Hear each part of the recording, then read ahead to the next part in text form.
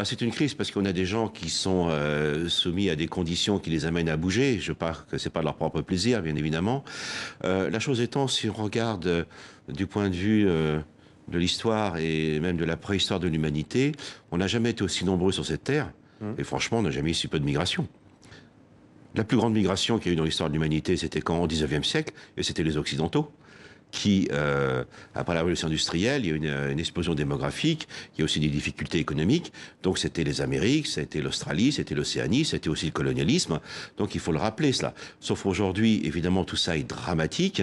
Et avec les bouleversements climatiques, tout ceci va s'accentuer. Et moi, je suis un peu effaré du manque de discernement sur ces questions-là, puisque d'un côté, vous avez une gauche naïve qui dit accueillons tout le monde, ça va se passer très bien, et puis de l'autre côté, une droite complètement archaïque qui dit non, non, on veut personne, ça sera ni l'un ni l'autre, tout en sachant que nous sommes complètement en déficit au niveau français et européen, et on l'a vu récemment avec l'Aquarius, sur une vraie politique migratoire, ne serait-ce que par exemple le vieillissement de la population dans les pays de l'hémisphère nord, notamment pour l'Europe, sauf peut-être la France pour l'instant, mais c'est en train de s'infléchir.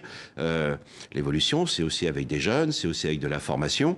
Il va falloir donc que nous réfléchissions à cette importance pour l'économie de demain, nos pays de demain, de la migration, mais il faudra une vraie politique que l'on a.